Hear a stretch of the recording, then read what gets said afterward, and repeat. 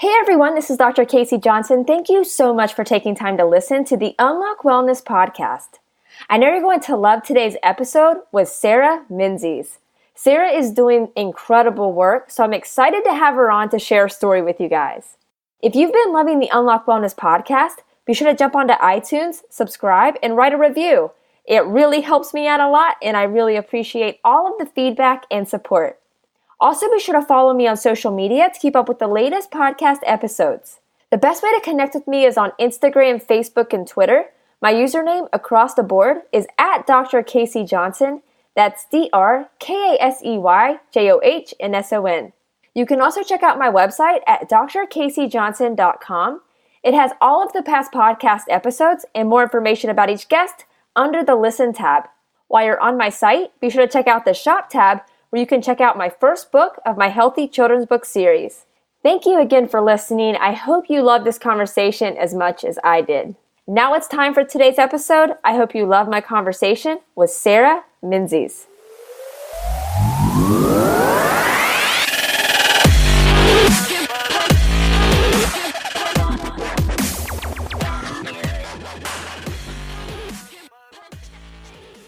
Welcome to the Unlock Wellness podcast. I'm Dr. Casey and excited for today's guest. I'm here with Sarah Menzies.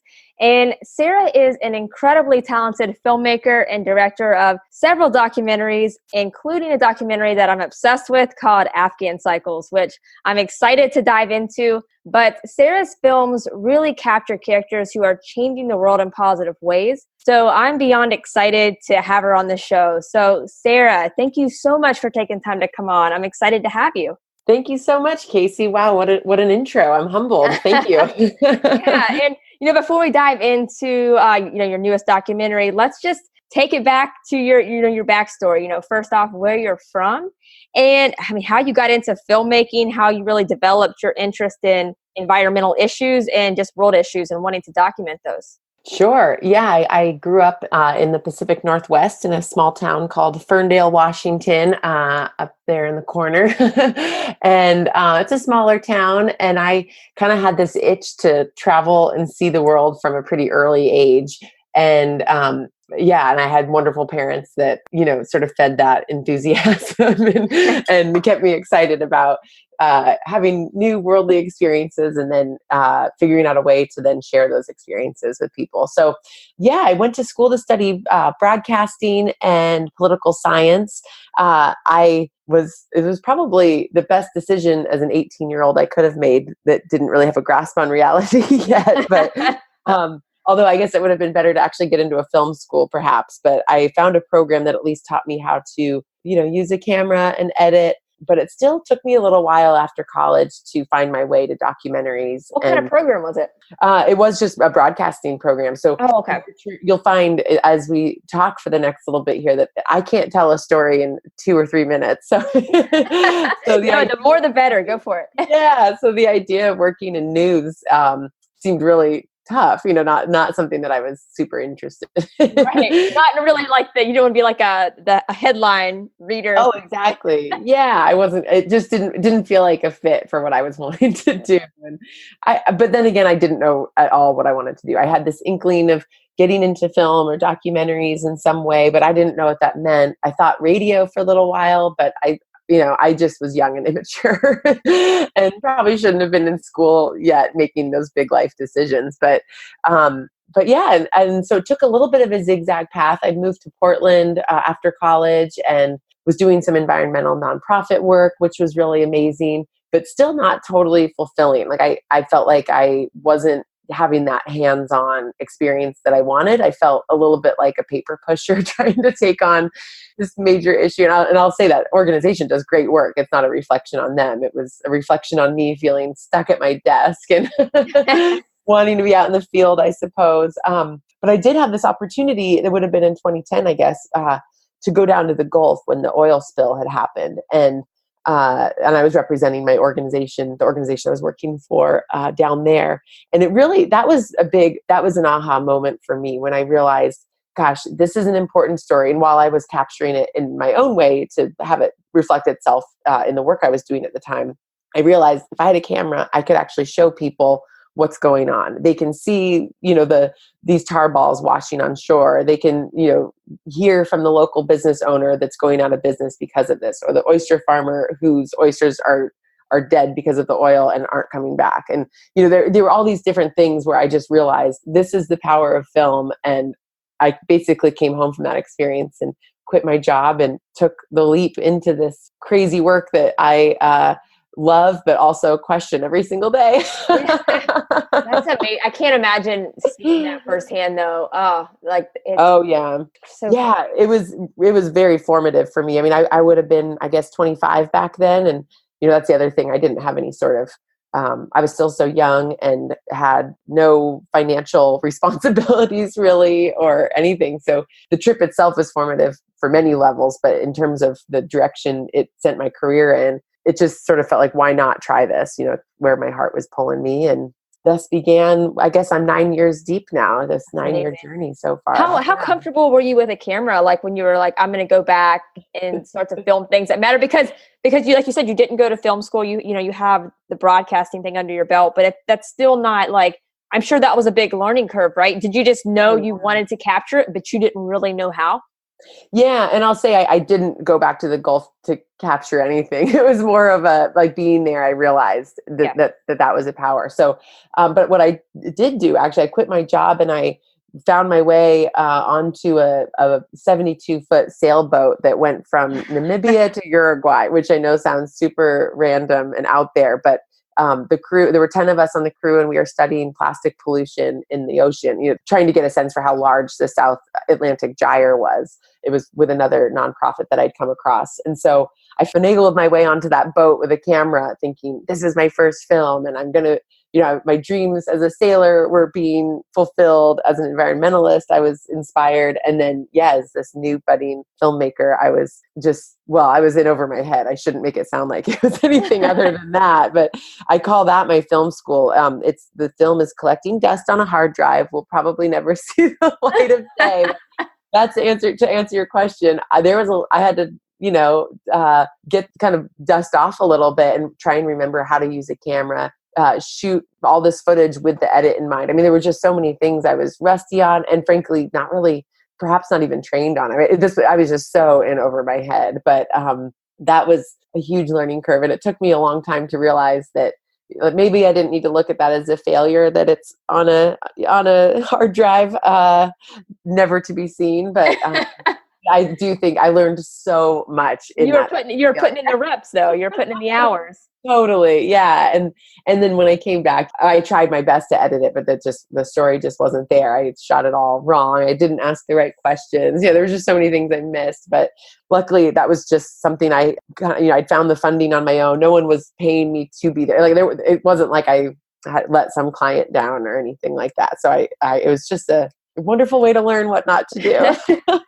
Aside from the film not really coming out like you wanted to, I mean, what did you learn from that trip? Because I mean, you're looking at plastic in the ocean, and I'm sure that whole thing was overwhelming, because it's a lot worse than people really think that it is once you really get out there. Yeah. Well, gosh, first of all, this was 2011, I think, at that point, I think it was, I was there over New Year's. So 2010 going into 2011. And gosh, I mean, it's gotten even worse. There's been so much change in the last, over the last 10 years and more research being done. But the scariest part of it all is that you're up on the deck of the sailboat, which means you're, less than 10 feet above sea level. I guess you could look at it that way. And even looking down in the water, you might not see anything. But we were taking all these troll samples. We'd pull up the samples, and it would all be this confetti-sized plastic. So it was right there, but it's so tiny that you can't even see it from just the deck of the boat. And so I think that was the scariest part. When I think it was misleading when we characterized the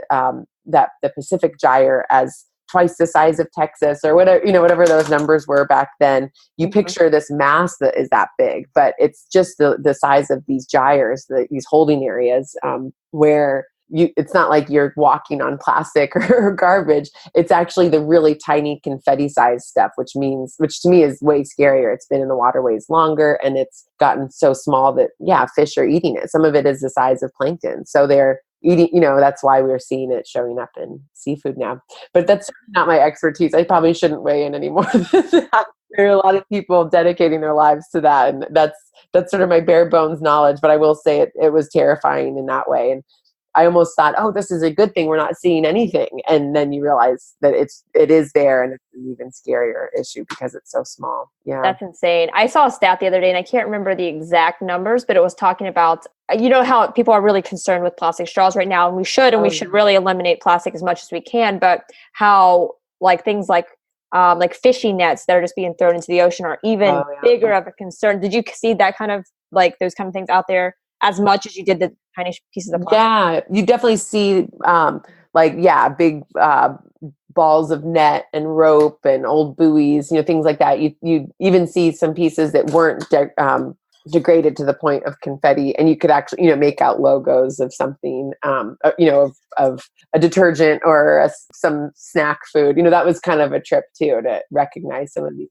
labels. But again, it really definitely those big net rope pieces. That was an interesting dilemma, because then you'd see 3 or 4 Dorado that are under it seeking shade from it too, and it's created this whole ecosystem of different sea life growing off of those ropes now too. So it's not, I would never say, so leave it in there, because that's not the answer, but it was a complicated thing to see that and basically see nature will find a way.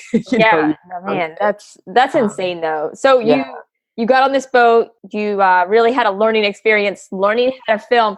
So after you finished that, I'm glad that you didn't get discouraged from that and you kept learning and getting better and making films. But what was kind of the next step from that? Because a lot of people could have gotten discouraged, but that was obviously something that you didn't get discouraged from. Yeah, I guess just what's the right way to put that? Blind ego or blind pride. Something was saying, I'm not giving up on this yet. Yeah. For better or worse. But I had gone into business with another filmmaker, another woman, and that was really great. I think in that first year or two that we were business partners was just much less lonely to be navigating this new industry and this huge life and career decision I'd made somewhat impulsively. It was really nice to have another person there that could understand that and bounce ideas off of.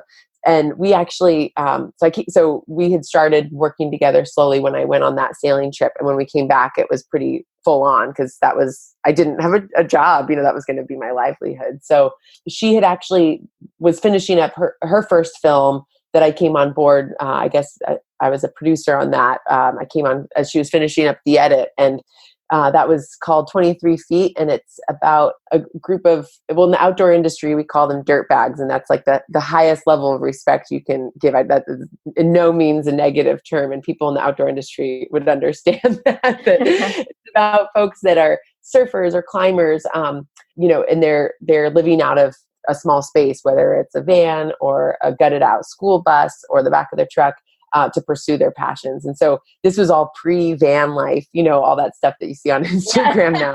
It's very cool right now on Instagram. Yeah. I know. This was, I sort of think now that film, well, gosh, I'm sure it would be a huge success, but this was, these people are making, at least the folks in our film were making a huge sacrifice to live the life that they had chosen. Whereas now it's a little hard to stomach, you just, whatever. I don't need to get into all of that, but it was a really exciting film to make. And we actually used her 23-foot Airstream to do an outdoor film tour with it, to bring the film to these places and to these people that were living in the wildest of places to pursue their outdoor passion. So that was a really fun 4-month summer of doing this makeshift outdoor film tour that felt like no one had ever done it before, but who knows if that's true. That's really amazing. Doing something new and different. And so yeah, that kind of, I think doing that turned a lot of heads, and a lot of the folks I met while we were doing that are still people that I work with, or they're clients of mine, or they're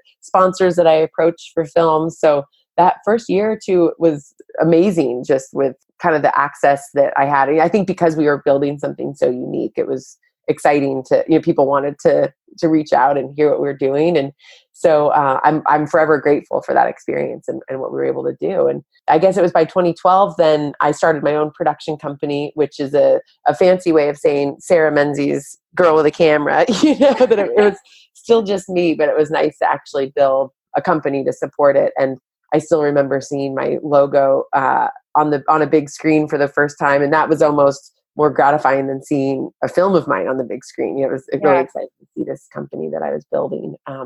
So yeah, and so I guess that was 2012 that I broke out to work, to go solo and work on my own. And yeah, that's been a wild ride as well. That's amazing. That's amazing. And then about that time, that's when, okay, so I think we're getting into like Afghan Cycles time. We're getting close. Yeah, I guess so. So okay, I need you to walk me up to that, because I don't, just you being there in general, it just is insane. So how did it lead up to that? Yeah, it is insane, isn't it? I talk about, maybe the theme here is that I make impulsive decisions without thinking them through as I play this out in my head again. But yeah, so one of the films that, well, my old business partner and I had made quite a few short films together in a series of films. And one of the characters we profiled had been doing work in Afghanistan. So I'd gotten to know her through that production and through that whole process. And we had just stayed in touch after the film was released. And she came to me saying, I guess this was early 2013, her name's Shannon Galpin. And she came to me saying, hey, I just heard about this women's cycling team in Afghanistan. Don't you think that'd be a great film idea? And so I assembled a very small crew. It was just me and one other woman on that first production that went over, and just basically went to see what was there, meet the women and try and get a sense for whether or not there was a story there to tell. And would they even be open to us making a film? My roots at that point were mostly outdoor industry and getting into festivals like Mountain Film and Telluride, or the Banff Mountain Film Festival, Wild and Scenic, these different festivals that are really supportive of short films that have kind of that adventure edge to it, or a sports theme, or some sort of athletic outdoor endeavor.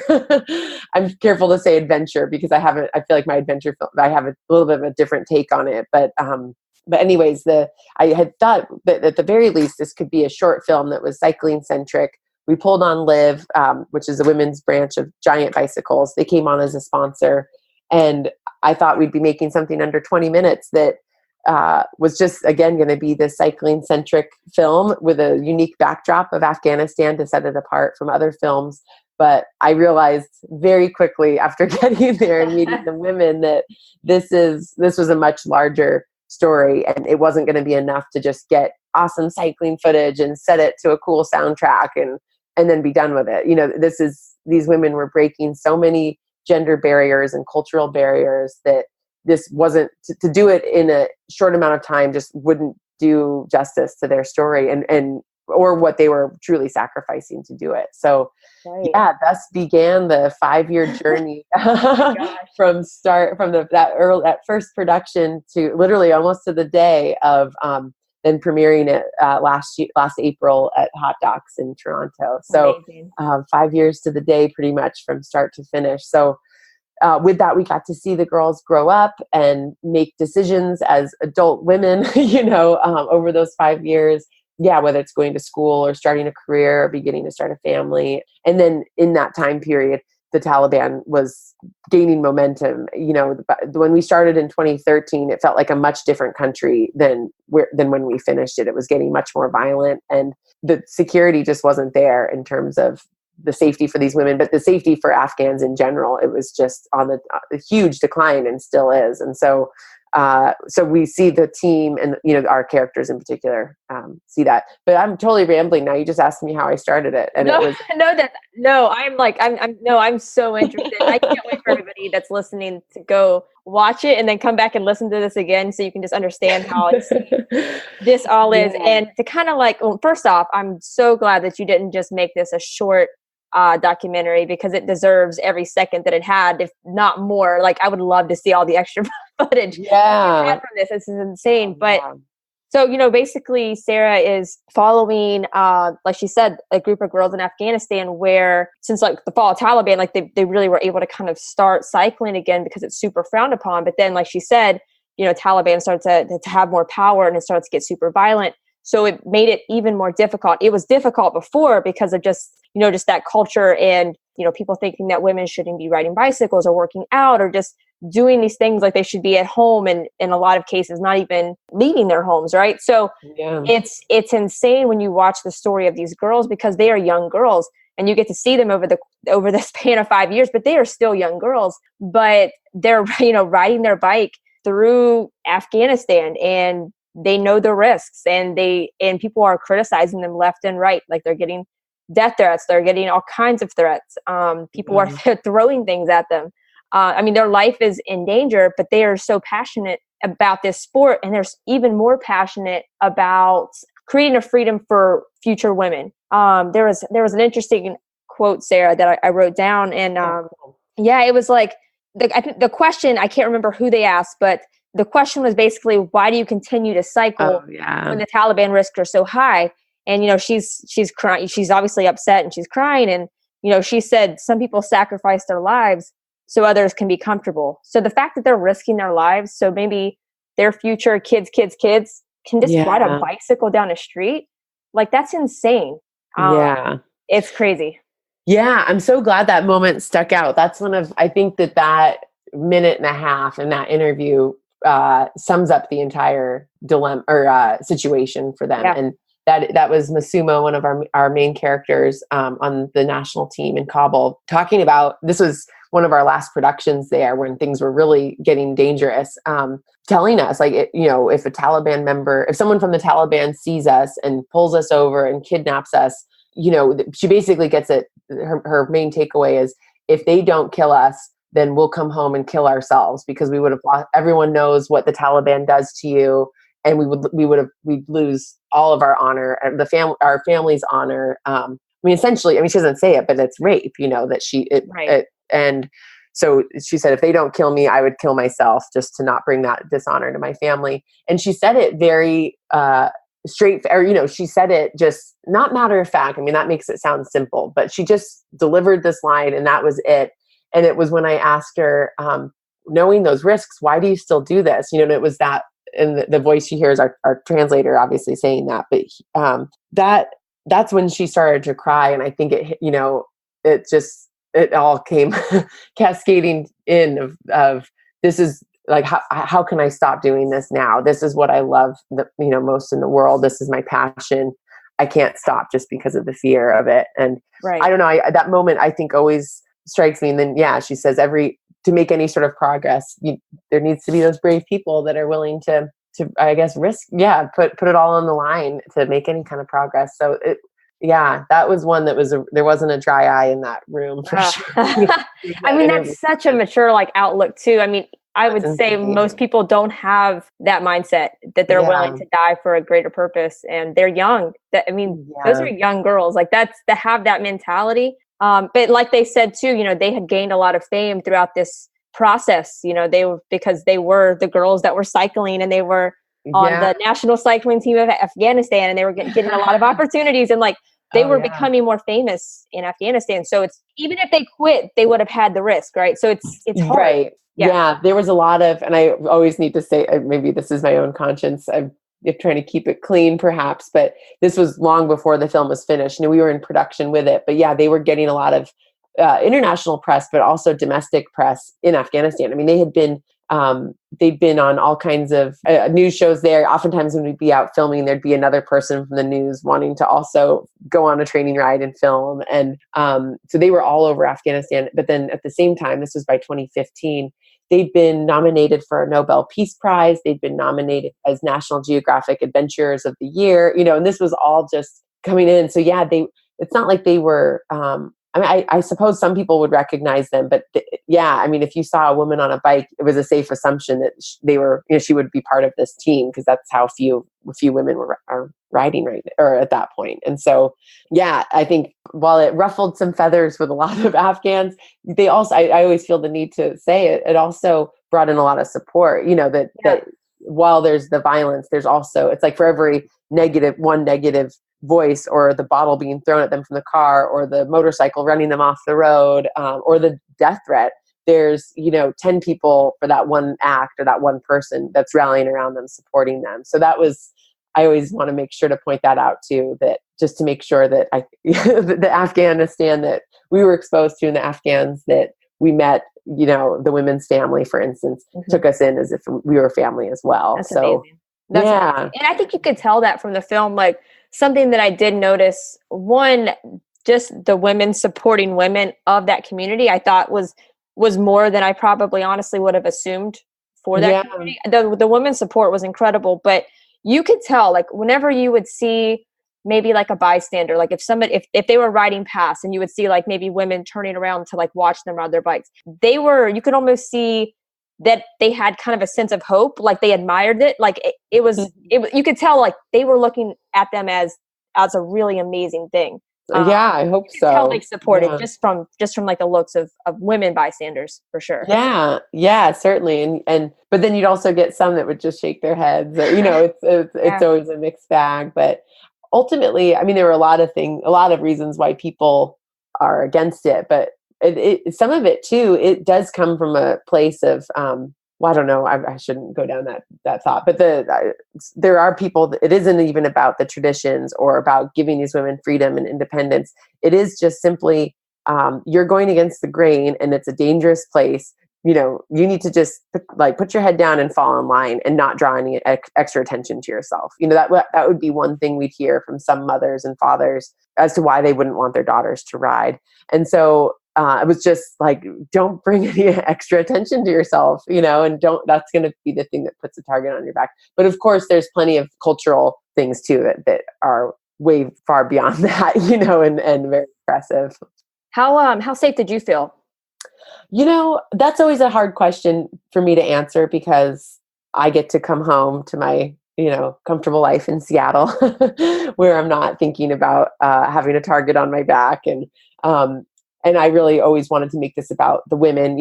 As I'm sure you noticed, I'm not in the film at all, not even as a narrator. We really wanted the voices of these women to be the thing that carries it and not have that Western influence in terms of retelling the story. So I always feel sort of funny talking about my security just because I do come home. But all in all, I would just draw on these women. And if they felt like it was safe to go out and ride that day, then who was I to not follow them with a camera? With that in mind, I'd keep our crews really small so that we could be discreet. It'd typically just be me and one other shooter, usually a woman, just because of the relationship we were building with our characters. It was nice to have it be two women that they were confiding in. And with that, we kind of got this sisterly bond, which I'll forever hold on to. But I didn't want to be drawing in any extra attention by having the person running sound, the camera crew, the producer that's lining up the next thing, and the jib operator, the drone operator. I wanted to make sure that, I guess I should say, so with that, me and the other person I'd be shooting with, we would have to do all of that stuff, got pretty ragtag, but it was mainly for the safety of these women first and foremost. And then also, of course, our safety, just to make sure that we weren't pulling in any extra attention. That's what I was going to ask. If it was, if almost filming it did bring too much attention to where it wasn't safe, or almost the opposite of where, because there's media, because you guys are filming, people were kind of standoffish because they didn't want to be on camera doing that. I guess it could go either way, right? It could go either way. Yeah. And I can't say for sure, obviously, but I mean, sometimes, there are some looks we realize, oh my gosh, that person's giving them a dirty look or something. Then we realize, oh no, I think they're giving us a dirty look. I don't think they even care about the women riding a bike. They're wondering what these Westerners are doing, hanging out of a van with a camera, like down at the ground, trying to get this footage, wondering what are those crazy ladies doing? So, but I don't know. Yeah, it's hard to say. I'd like to think that people are on their best behavior. There were, when the camera's on them, that they wouldn't say or do the thing that they might really want to do. But we found that with some of the, like if there was a brother that just hated that his sister rode, that was one of the situations with the team out in Bamiyan, which is sort of a secondary story to show the rural movement that's happening. There was a brother that just flat out did not think his sister should be doing this, was very vocal about it. But as soon as we were saying, okay, will you speak to that? Like, we want to hear that. And of course it was no way. No, I'm not going on camera and saying that. So it's sort of hard. I wish they could have that be a gut check of, well, if you don't want to put this on film, maybe there is something to this, that this isn't right. Right. Did you and the other woman that you were working with, did you two personally do all of the interviews with the translator? Because I'm thinking in particular of, you guys spoke to a member of the Taliban Oh yeah. Like that part, I was like, I can't wait to talk to Sarah about Yeah. this part because, I mean, to line up an interview with a member of the Taliban, like that blows my mind. But he's speaking very matter of fact about his opinion of women riding bikes, of women wearing pants, like that. Oh yeah. I mean, how did that moment impact you? Because it's pretty insane. And if you did do the interview, I mean, how was that? Because he was speaking about, women in such a way that I can't imagine what that was like being in the room if that was. Yeah. So I would, I was going back and forth for a few years there while we were filming in Afghanistan, and I'd either have a woman named Jenny Nichols, who I want to give some love to, or Ellie Keeley, both of them wonderful filmmakers and videographers. And so it was nice. We did all the interviews. Well, we did everything except for that Taliban interview. And that just was something that came up. A colleague, Travis Beard, who was doing some pickup shoots in Kabul for us towards the end there. What was going on? I guess the women were flying to that race, or there was a training camp in France that they were flying to. So we were waiting in France to meet them, to do that training camp. And he was getting some footage for us just of the girls getting on the airplane. Just trying to have a scene there that we could cut together. And so he was at the airport, and he sent me a message just saying, "Hey, while I'm thinking about this film, I'm working with someone that actually has connections to this district judge of the Taliban.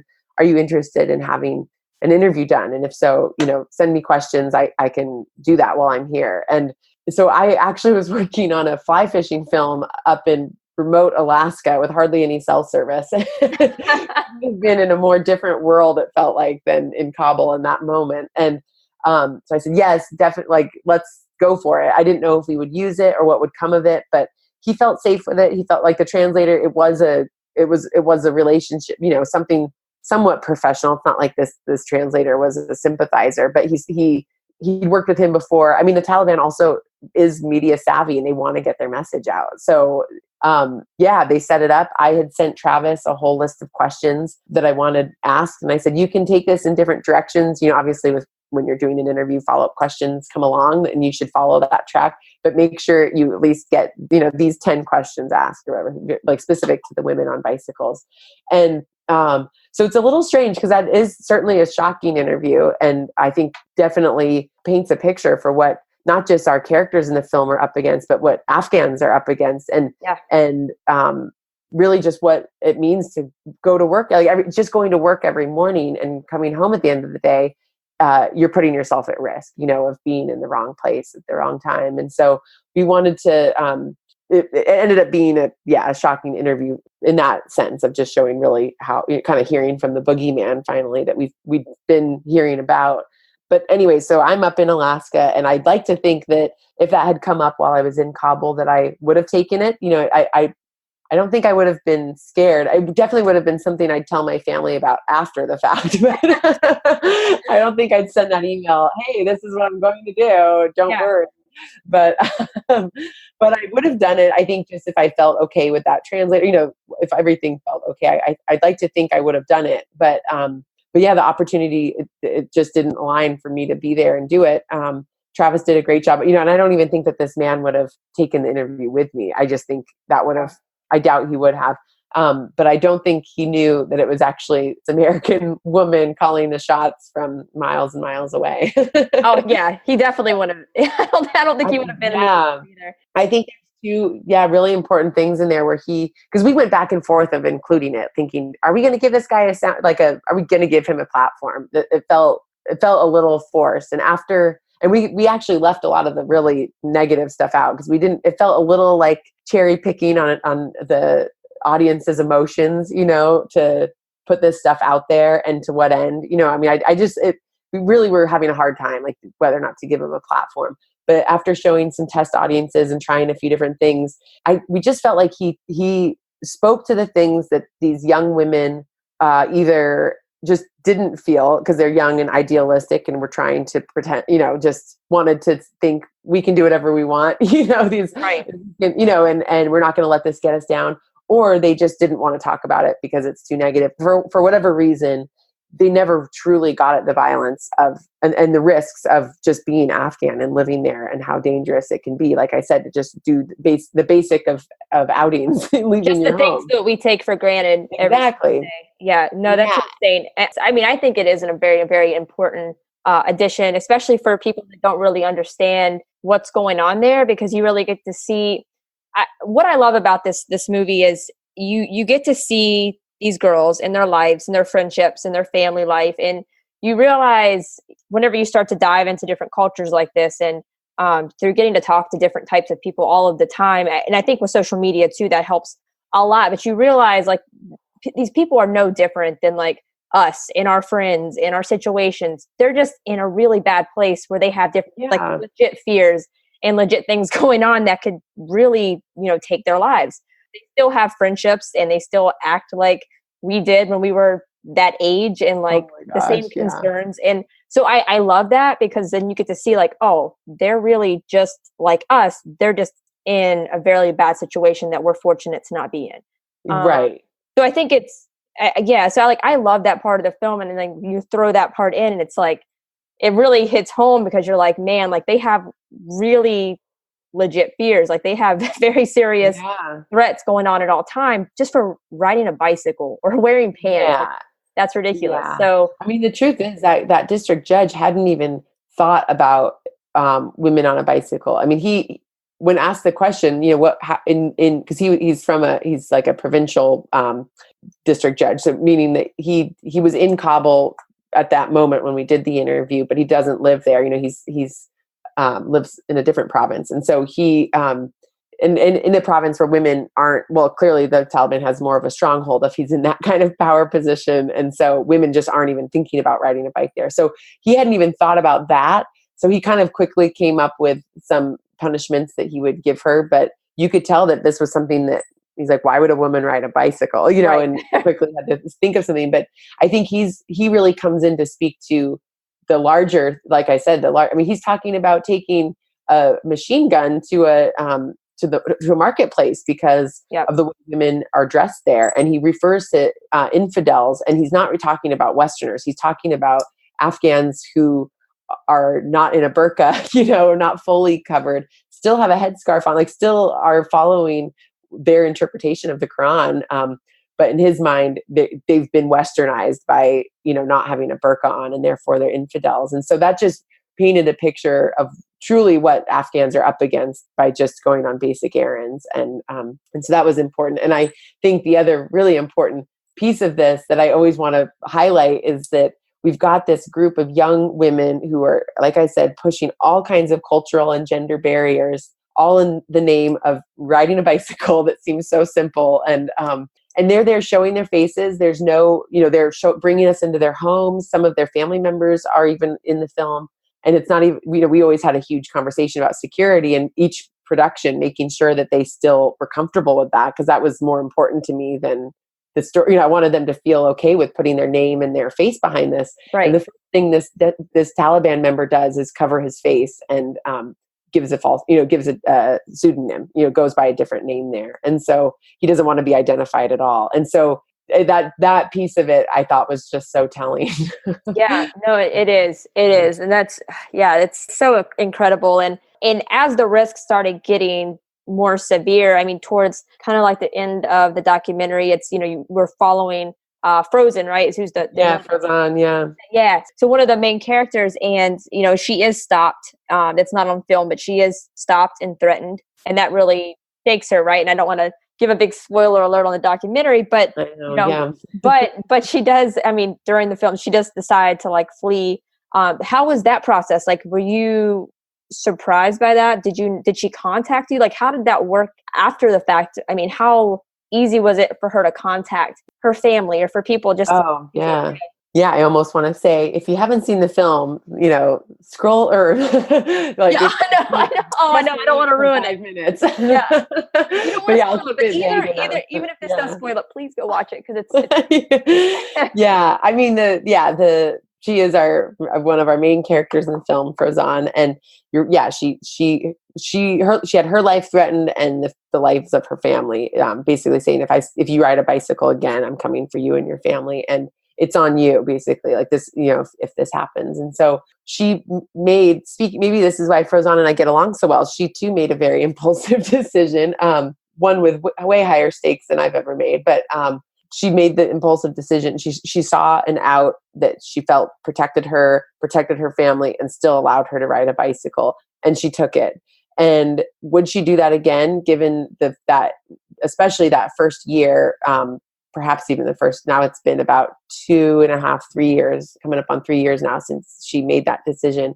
I'm not sure she would say she would do it again, but certainly, especially when we were doing that interview, talking about it reflectively, that first year was incredibly hard, and she was lonely and didn't have the resources to actually, survive, basically, to get through this. So her strength and resilience really came out in that first year after making the decision to save her, in her mind, and by the terms of that threat, save her family. And so luckily she had an uncle in Belgium, when she did take off, that could help her, and that helped in a big way. But then ultimately she kept getting deported because she didn't have a visa to Belgium, and would be sent back to France. I'm totally blowing it. I said I wouldn't, and now I'm giving it all away. But, no, it doesn't.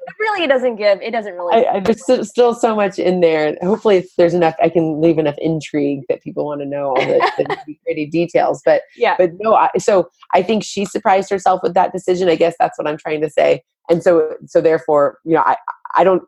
None of it was even really premeditated. And so she didn't tell me.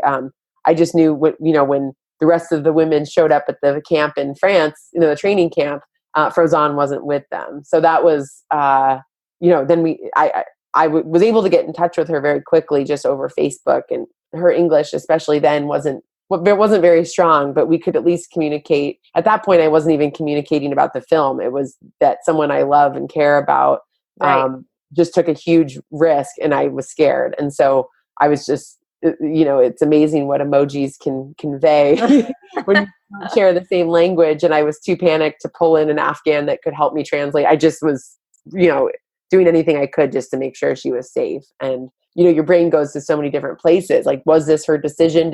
Was there something else going on that we're not aware of? Was, that she That's got, what I was going to ask. Like, were you guys concerned that maybe she got kidnapped or taken, or did everybody kind of was that the overall, were people thinking she just ran away?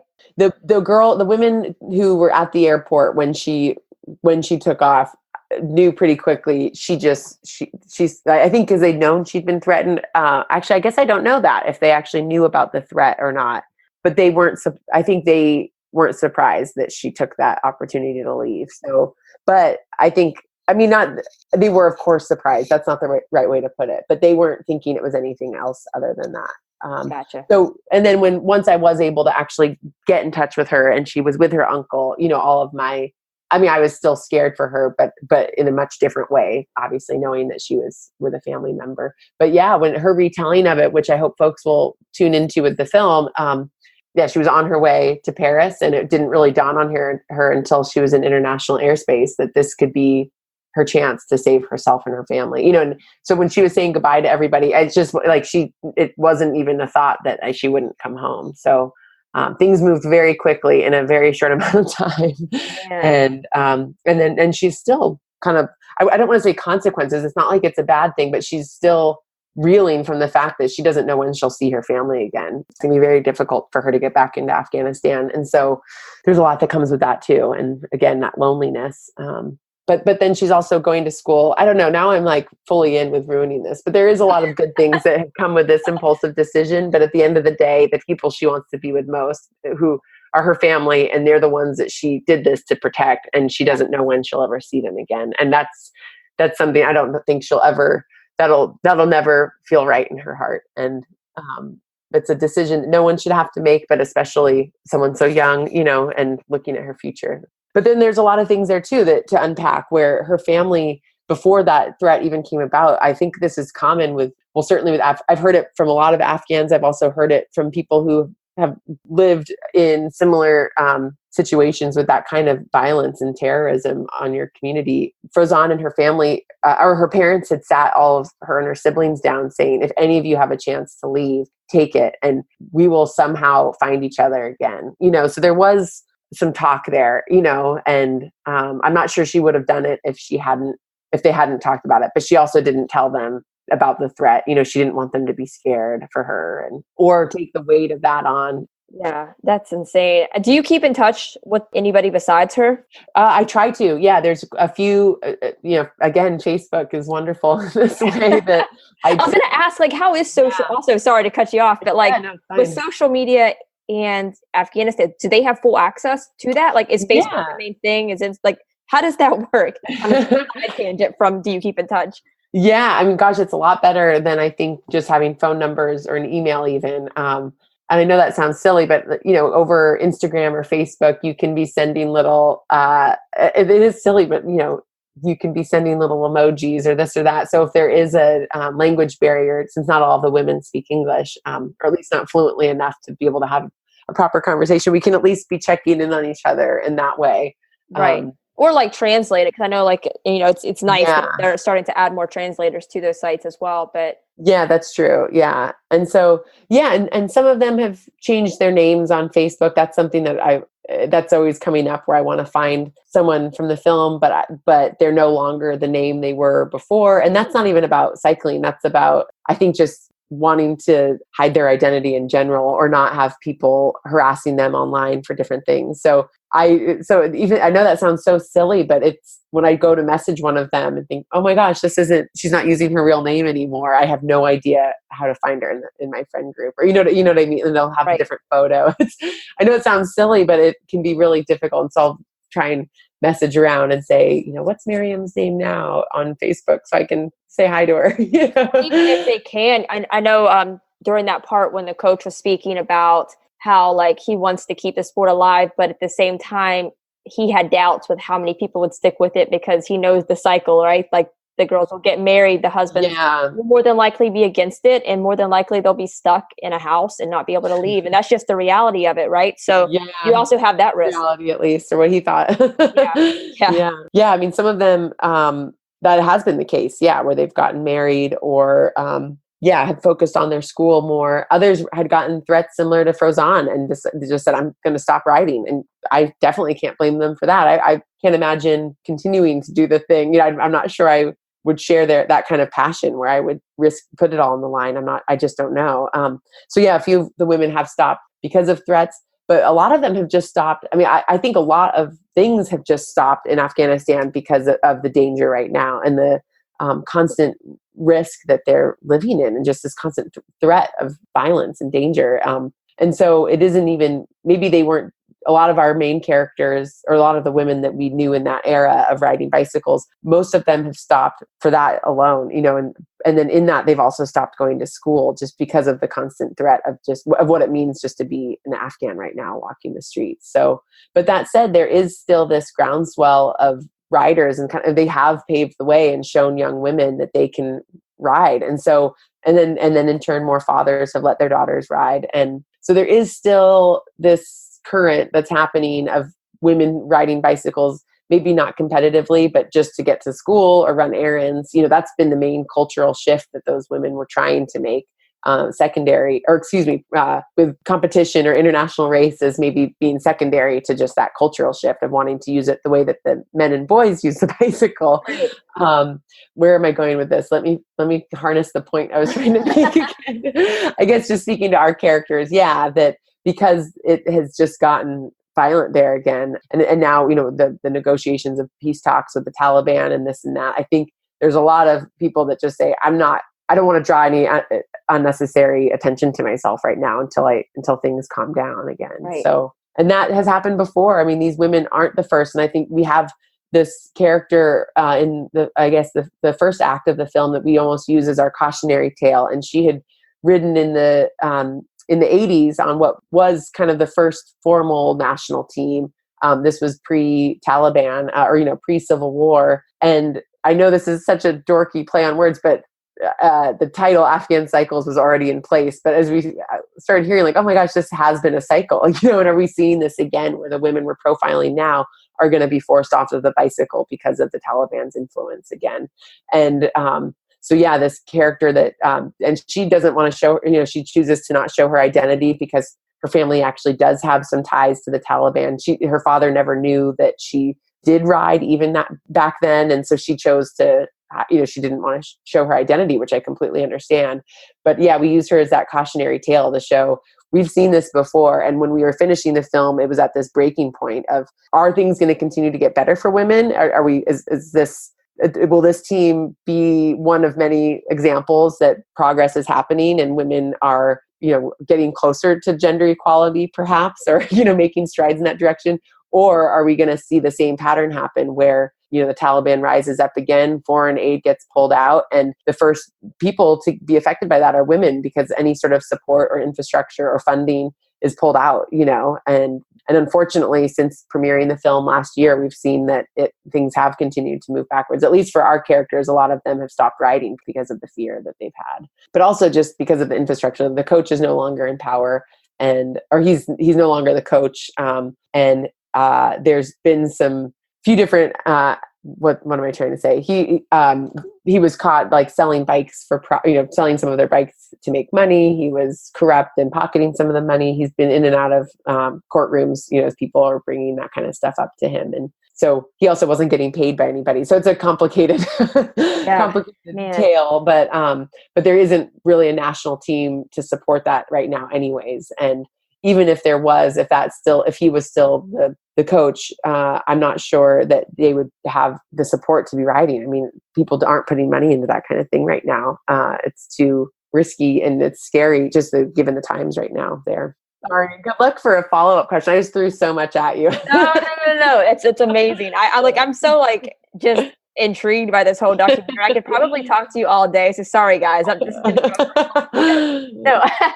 How was just your mental health during this? Because what I'm thinking is it had to have been pretty difficult because they're trusting you with this story, right? This story that could take their life just because they have this passion of cycling, and they have the passion of cycling to create more freedoms for other women. So they're trusting you with their story, they're risking your lives. That's a lot of pressure on you, right? To tell the story that's going to empower them, or you could go either way. If it's wrong, obviously it's incredible. So you did an amazing job. But during that process, you don't know, it could be the ocean boat trip all over again. Oh my God. You're really tapping a nerve on that one. You're absolutely right. That was a huge thought of, is this my ocean? Is this my, am I doing this again?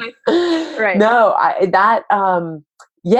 it's funny. We're over a year now. We premiered it in Toronto last April, and I've spent the year that followed mostly on the road promoting the film and going to festivals and whatnot, getting the word out about it. And so even a year and some change out from it, I still don't really have the words for it, but I know what you're asking. And I have tried to reflect on it and give it a name, but yeah, I think, oh my gosh, the only word that I'm choosing is terrible, but the whole thing was such a doozy.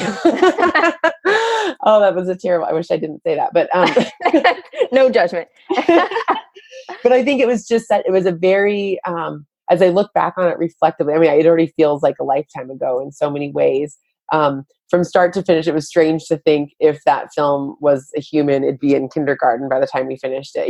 Thinking about it in those terms, it felt like, wow, I really did put a lot of my life and time and emotion and all of it into this. But in terms of the women themselves, I mean, that was the most taxing part of it, was worrying about them. Every time I would leave, I had this weird guilt of coming home. The first trip, it wasn't so bad. I felt like each trip that I'd come home, that I don't know what to call. I always call it the post-production blues, which doesn't do it justice, because it could, by the last couple trips, it really was a pretty, I mean, it'd be like a month of feeling like I couldn't do anything, it was a mix of guilt, a mix of depression, but also a mix of just I now know what's happening there. And when I'm home, there's nothing I can do, and that was a really hard thing to kind of live with. But I don't say that as a way to martyr myself, because this is something I've chosen and I went through with it. But it certainly was the fuel and it was what kept the fire lit under me to finish this film, because there were so many times and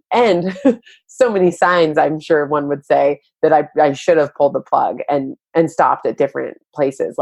when I was getting into triple digits of how much of my own money I'd been putting into this over the years to keep things going forward, keep editors on board, keep people, coming to Afghanistan with me, that is a really silly thing to do. And not that I not to get into the money side of it, but it's not like I just had that laying down that I could put into it. Well, it's also not cheap, but what that meant, I guess, just to clarify, is I was saying yes to every freelance job I could, and then putting every spare dollar from those jobs into the film. It's not like I had some trust fund that I could pull from or, like just drop that money into it. I felt very torn about, I have to get this. I've made a promise to these women.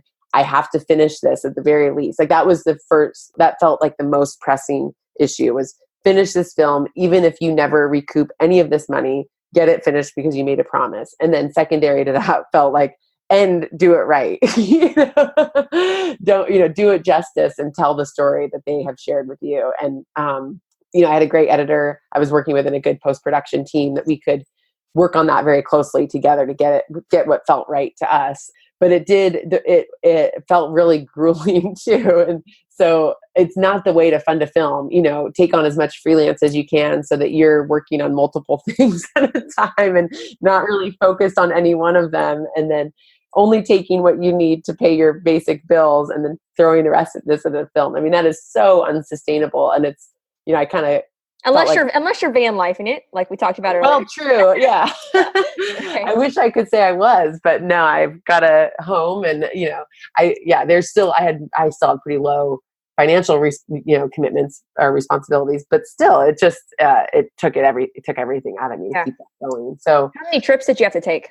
We actually only did 3 in Afghanistan, and then we had a couple in France.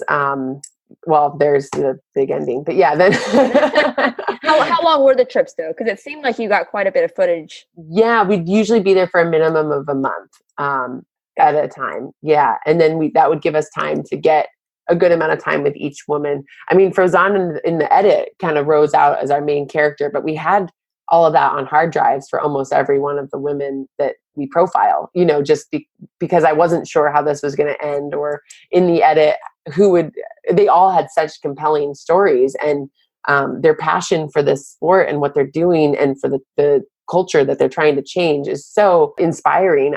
Each of them could have been the main character, Oh man, you should do like mini like. I know. Oh, Sarah, you're killing me. Didn't you hear me? This thing, this thing nearly killed me trying to get it done. So, no, I have thought about that, and there are a few scenes that have, ended up on the cutting room floor that are really great portraits of women that, vignettes, I suppose, that didn't make it in at the end. And we do need to pull all that together. It's just been such a daunting task. Yeah, and we've been busy with just different film festivals too. And taking on more work again now that the festival circuit's coming to an end. It's nice to get back into the freelance and not feel quite as financially stressed by it, and feel a little more relaxed in it. But I'll tell you though, I mean, and I'm sure this is on your list of questions there, so I might be beating you to it, but it is really hard to think about the next Afghan Cycles or like the next feature doc like that.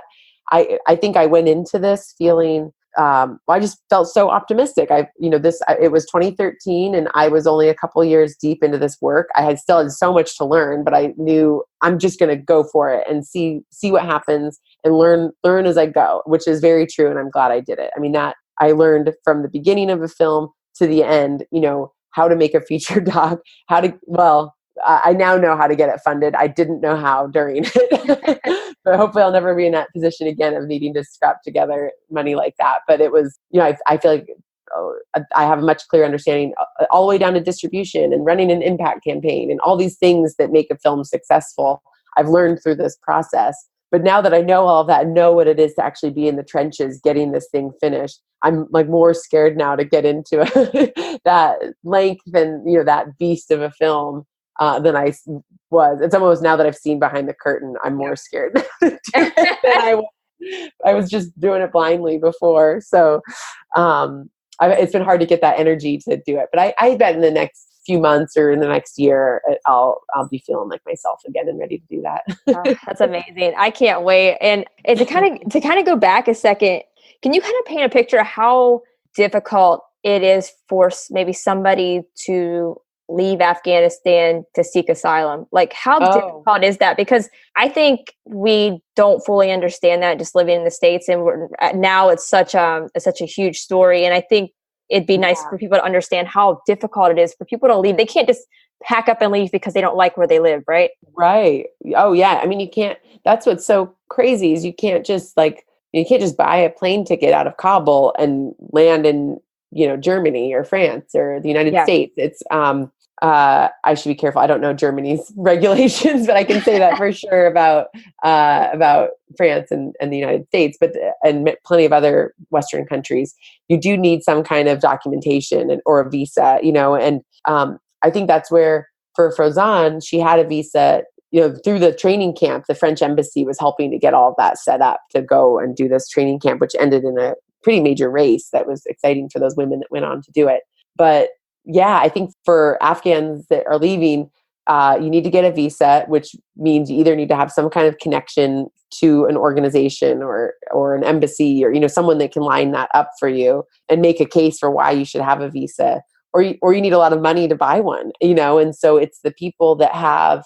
It's typically in these cases. I mean, this is at least back in I guess 2016 when Frozan did this, and we were really digging into that a lot more and looking at how can some of these other women leave or get Frozan's family out. As we were looking at it then in 2016, it was what we were hearing is it's the people that are fleeing Afghanistan either have money, have an education, or have some kind of connection, and those are the exact people that should be staying there to try and keep progress moving forward, which isn't a judgment on people that leave. I don't mean to make it to, Right. I don't mean to sound like that, but it does show how quickly, things can then go from bad to worse as you're losing a lot of these bright minds that could keep moving things forward, or the resources to keep moving things forward. And that's a horrible generalization, but that was a lot of what we were hearing there. And some of the women even saying, we need to stay here. I mean, Miriam, she was the coach's assistant and kind of a big sister to a lot of these women on the team. And but that was important to me, for me to include that in the film, that she was saying, we have to stay here and keep making this progress. And my advice to the young people of Afghanistan is stay here and, fight for your country. And she's not saying fight, obviously, like aggressively, but be here to keep moving things forward and doing the work it takes to have the progress we've made stick, and keep growing from that. And so she's certainly, she's not judging Frozan for leaving, nor would she judge anyone else. Of course, everyone understands why you would leave, but not everyone has that opportunity. So, but yeah, I hope that answers your question. No, it does. I'm also not an immigration specialist. I'm just purely going off of the conversations we had with our characters and what I've continued to have with other Afghans who have left since then. And you've got to have some way, you got to have that door open for you, which can be really difficult. Yeah. Right. Do you, obviously it wasn't the agenda of the movie, but do you hope that it does have that effect on people, that it does help people's perspective shift on immigration and to people seeking asylum, that it's not always just a negative thing. It's people just wanting to have better lives for their families. And right now we're seeing, some crazy stuff happening in the news. And that's actually one of the first things I was thinking of, like just watching the documentary. It's like, I wish that people could understand, like, this is what people are going through and they're just trying to get to a better situation, and it's difficult. They can't just leave. And it's hard. Yeah. Thank you for saying that. And then further point, they don't want to leave. I mean, this is their home. Right. Gets to a point where it is too dangerous to stay, and they want a better future for themselves and for their children. And so, but these are patriotic people that are leaving and trying to make a home in a foreign place where they don't know the language more often than not, where they need to get a brand new degree because theirs doesn't count in that country, but as soon as things get better, they're going to want to go back to Afghanistan because that's their home and they're proud to be from there. So I think, our film is called Afghan Cycles, and it's about women on bicycles. But that became such at least to me, the cycling itself was no longer the priority, I'd say, in the last year or two of of productions, but mostly as we were editing, I thought, of course, the thread here is cycling, and that's our story arc, or that's what's connecting all of these women. But what kept me going, aside from making a promise to the women in the film, what kept me inspired through the process was this thought of if we can paint a picture of what Afghanistan is like, and from a few years leading up to Frozan making that impulsive decision to leave, and we can share a side of Afghanistan that you don't see in the news that feels much more welcoming, and supportive, while also being dangerous and not supportive at times. Right. But if we can kind of show the side of Afghanistan that these women shared with me, and we're really proud to show, showing, then seeing Frozan's story progress and evolve, up until this point where she's seeking asylum in France. Is that enough for people to understand when someone comes into my community that looks different than me, that talks different than me, that, that is dressed different than me? Can we at least change a little bit of that perspective to think maybe they're fleeing because they're a victim of something, rather than they're coming into our community to kill us all, which Right. is unfortunately what they're cast as here. Yeah. And so that became a much bigger, for me, that was the reason by the end, that's why I was making the film, was to have some piece out there that could contribute to the Islamophobia that is plaguing Western countries right now, and misinformation, and calling these horrible terrorists, violent groups, calling them Muslim is a disgrace to the millions of Muslims that are incredible people and actually following that religion the way that it's talked about in the Quran, and we lump the violence under a word that just, they're just not Muslim, they're not practicing Islam. And so it's, and again, I'm no scholar of Islam, but I've now spent enough time with Muslims in Afghanistan and through this whole process to know that these terrorist groups aren't that, and so, anyways, yes, I'm getting passionate because I'm glad that stuck out to you. Yeah, no, it really did. And I really think that a lot of people, that will be the takeaway, which makes me happy as well, because I think that we all just need more empathy, especially during this time. And just, I think it's incredible. The whole movie is amazing. Like I said, I could probably pick every piece and talk to you for 3 hours, but I won't. Pick my favorite parts, so I'm flattered. Thank you. No, it's amazing. And guys, please go watch it. I think it's like Amazon, iTunes, not on Netflix right now, right? Just Amazon, iTunes. Not at this point. Yeah. On the website. Yep. Right? If you go to afghancycles.com, we've got a whole list of where it's available, and it is available in many countries. So I'm not sure your reach, but there's a good chance that people can find it. Awesome. Yeah. And you can just you could rent it on any of those platforms. So go watch it, shoot me a message that you watched it, make me happy. Tag us both in. No, but I promise you guys, it's incredible. I can't wait to hear what you guys think about it. And Sarah, you were talking about just kind of gearing up probably in a little bit for another documentary, but what are the things you're working on right now for the future? Sure. Some of the, I saw, actually, it's funny. I didn't realize you were working on the Myrna which is amazing, because I heard her story or parts of her story. I didn't get to finish it, but through Rich Roll. Cool. He had her on the podcast. I think that was her. Yeah. But, so I think that's amazing. But I know you have a lot of really cool projects that you're working on that's coming up. Yeah. Well, the Myrnivator, this is making me realize I ought to update my website. I apologize. I always joke I need that 8th day of the week or the 13th month of the year. That's when things like website updates get done. But the Myrnivator, we did that with REI. Actually, they were a title sponsor on that film, and they gave me the task of saying, make a film about a woman doing something cool this summer. And it was basically the prompt. And I found Myrna online. This would have been back in 2017. I'm losing track of my years here. I think it was 2017. And she'd maybe just had 1 or 2 news stories about her. It was still something that she was just kind of, building. And she came on, said yes when we asked her if we could make a film. And I love that REI got behind it and actually, got this film out there, but then also brought her on as a consultant as they were trying to change their in-store options for plus size athletes. And so they really put their money where their mouth was on that one, and are doing a lot of changes to the industry. But so the Myrnivator, that was a really fun film to put together. I think you can find it on the REI Film Gallery on YouTube. And yeah, a lot of these days, it's actually, I'm forgetting, but I'm going to be seeing Myrna in a couple weeks to do another short film with Meryl. So I can't wait to keep getting her story out there. Very cool. Yeah, I think a lot of my work right now, I'm definitely looking for the shorter films that don't take 5 years.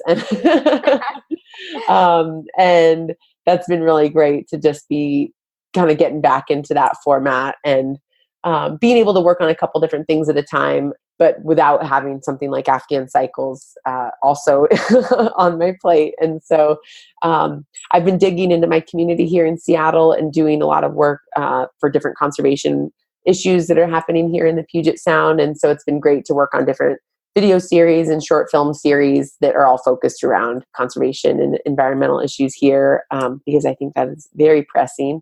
But yeah, and then there are just those little nuggets in my brain. We'll see if they ever grow into anything. But I'm starting to play around with the idea of taking on another major one. But until then, it does just feel nice to be behind the camera again, not on a stage, at a film festival. It's nice to actually get my hands, be back in the field and be doing the production work again is just feeling so good. So I'm trying to soak that up too. Yeah.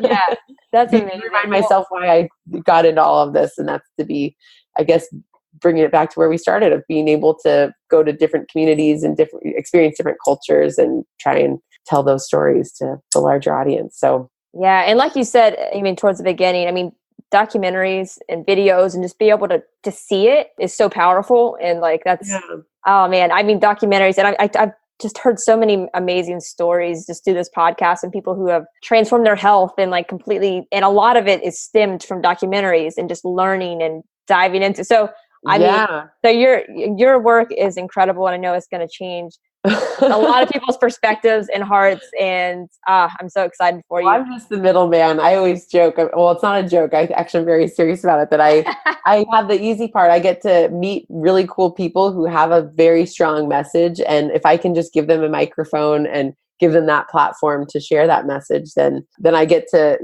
it's easy. I'm just in the middle making those connections, but it's the people doing the actual work. I love that part of it all, of just like Myrna, for instance, and these women in Afghanistan. It's great to get those stories out there that otherwise wouldn't be told. And if I can put a mic on them and amplify it, then then I'm happy with my job, Absolutely. No, I love it. And you're incredible. And I'm excited for people to check out your work. And so what is the best way for people to follow you on social media to see your work? Yeah, my company is Let Media, and so there's certainly places on the internet to find me there. And then on Instagram, I'm Sarah Menzies. I don't know, I can send you all those links, but basically, I don't think there's too many Sarah Menzies out there. If you do, I should pop up, or at least Sarah Menzies Film. I think that maybe I'm the only one. So awesome. Yeah, how's that for self-promotion? Not very good. I'll work on that. All right. No, I'll put everything in the show notes. That way people can just go click and give you an That's ad. Perfect. That'd be the easiest. Go to the show notes. Go to the show notes. Perfect. But guys, definitely go give her a follow. Check out her films, especially Afghan Cycles. I promise it's going to blow your mind. It's incredible. But Sarah, so just closing question that I ask every guest. Oh, okay. But if you just had one piece of advice for the audience, maybe it's something that's been your biggest takeaway through this whole journey for you so far. But if you just had one piece of advice to give, what would it be? Oh, man. I wish I was prepared for this. I have so many things flooding my head, personally, professionally. Do you have a preference? Help me narrow it in. Do you want to? It could honestly, it could be either. Just something that's really helped you, maybe personally, just really helped just drive all of the motivation to even create any of this.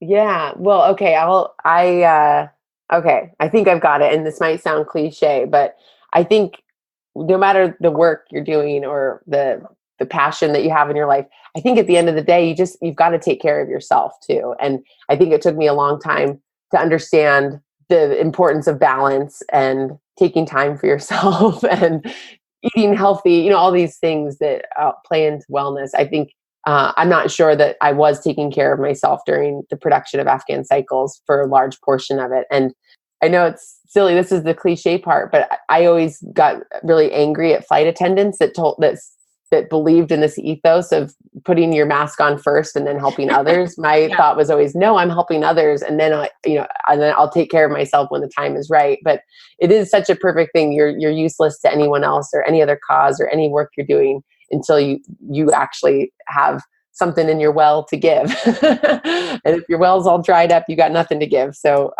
it's not helping anybody. So that's off the cuff. My advice is it's actually selfless, not selfish, to prioritize yourself and take care of yourself, because those around you and the important work that people are doing out there is never going to happen if you're not, doing right by yourself. Absolutely. No, that's Dr. Casey. Am I on to something? Listen, that is perfect advice. Perfect advice. No, it really is perfect, Sarah. And just thank you so much for taking time to come on. I loved having you. Super excited to finally connect with you. Your work is incredible, and just keep putting that work into the world, because it really is making a positive impact. So just thank you so much. I'm very humbled by all of that. Thank you. I'm very touched. Thank you. Thank you guys so much for listening to today's episode. I hope you loved my conversation with Sarah. She's doing so much positive work, so be sure to give her a follow on social media to keep up with everything that she's been working on. You can find her social media links that we talked about in the episode in the show notes, but you can also find them on my website as well at drcaseyjohnson.com. That's drkaseyjohnson.com. Click on the Listen tab. Then from there, you'll be able to see all of the past guests that have come on the Unlock Wellness podcast, read a little bit about each guest, and be able to click on their social media links, websites, all of that. So all of Sarah's information can be found on my site as well. If you guys loved today's episode with Sarah, be sure to jump onto iTunes, subscribe, and write a review. It really helps me out a lot, and I really appreciate all of the feedback and support. Thank you guys so much again for tuning into today's episode. I hope you loved it. I hope it inspires you. And most importantly, I hope you take action.